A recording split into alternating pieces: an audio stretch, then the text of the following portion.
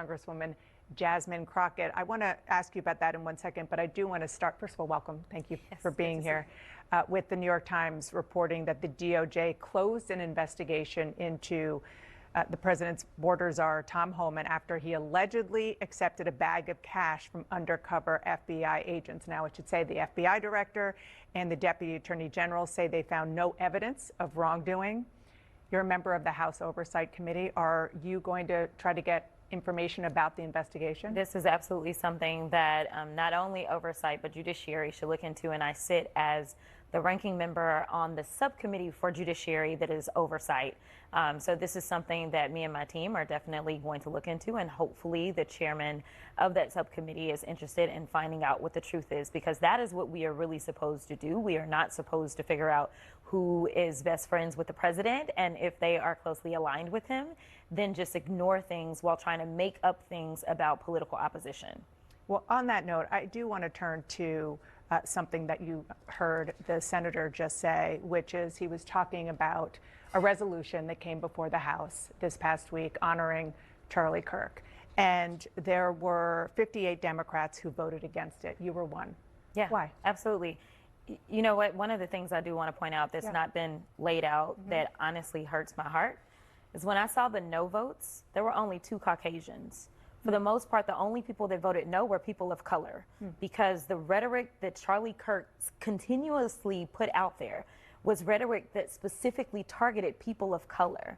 And so it is unfortunate that even our colleagues could not see how harmful his rhetoric was specifically to us. And I can tell you that a month prior to him passing away, he had actually gotten out on his podcast. I wasn't aware of this at the time, but he got out there and he was talking negatively about me directly. So if there was any way that I was going to honor somebody who decided that they were just going to negatively talk about me and proclaim that I was somehow involved in the great white replacement, yeah, I'm not honoring that kind of stuff, especially as a civil rights attorney, and understanding how I got to Congress, knowing that there were people that died, people that were willing to die, that worked to make sure that voices like mine could exist in this place. So to me, just like we wanted to make sure that those Confederate relics were taken down, the idea of a new age relic being propped up was something that I just could not subscribe to.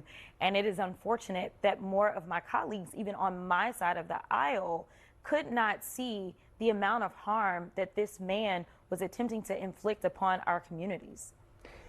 So meanwhile, you obviously feel very strongly about the rhetoric that Charlie Kirk used, that you find objectionable, and also from others in the MAGA movement.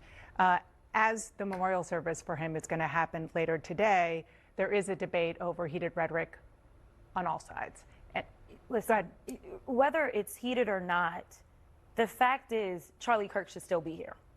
It should not have been that there was political violence that resulted because of the words that were coming out of his mouth, just like plenty of MAGA hates when I mention white supremacy, which kind of tells you where MAGA stands. But nevertheless, they get very upset when I talk about white supremacy. But that doesn't mean that somebody should then try to find a bullet or try to find a knife and harm me. Not in America. That's not who we are supposed to be. Well, let me ask you, because I do want to play a couple of statements that you made earlier this year. Okay. Unfortunately, we have someone that is occupying the White House, and as far as I'm concerned, he is an enemy to the United States. They want to show that they are loyal to this, you know, I don't even know what to call him. I've called him so many things, but this wannabe Hitler for sure. And to be clear, the president has attacked, other people have attacked you in his orbit, maybe not him personally. But do you have a responsibility as an elected official not to raise the temperature, but rather lower the temperature, particularly when there are people out there who listen to elected officials all over the place who are not well, who use that as a way to instigate the political violence that you were calling out? I think that my responsibility is to be transparent and to be honest.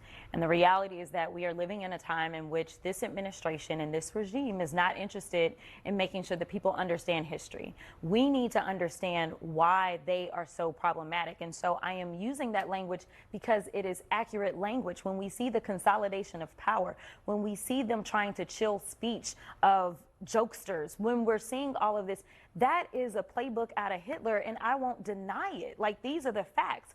But one of the things that I've never done that the president has done consistently is called specifically for violence. He has said, oh, beat that one up. He has said those types of things. We know that Charlie Kirk was saying things about who should live and who should die. I have never said those kinds of things. And I think that those things are the ones that are really, really dangerous. And even still, some of that will still be protected. We know that we still have laws that are on the book that certain speech is not protected, that it does cross over when you are inciting violence, such as what we saw on January 6th. When you are doing what we consider to be a terroristic threat of some sort, where it's a matter of, I'm not just saying it, but I have the apparent ability to carry that out. But me laying out historical facts, just like they don't want to talk about the fact that slavery was real in this country and that my people were enslaved and dragged and raped and abused, and they don't want to account for any of that. They don't believe in reparations. No, I think it is okay for me to understand history and communicate in a very clear way about why we should feel as if there is a concern. And when we swear an oath, which is what that first clip was, we swear an oath to the Constitution to protect against all enemies, foreign and domestic. And so if there is someone that is evidencing themselves, such as the president, who is going out and says, yes, I will take a $400 million plane from a foreign government, or is engaged in receiving crypto that we cannot track in exchange for, say, giving away chips to Saudi Arabia. No, we absolutely need to understand how these things could cause us harm. Or when he's cozying up to somebody like Vladimir Putin, it's not only a problem for us, but it's a problem for our allies. When you have somebody like Poland that is like, yeah, this is what Russia's up to, and the president is like, oh, that may have just been a mistake. We need to understand what all his business dealings are, even with Russia, because that has the potential of putting us in harm's way. Congresswoman Jasmine Crockett, thank you so much for being here. Nice to see you. Good to see you too.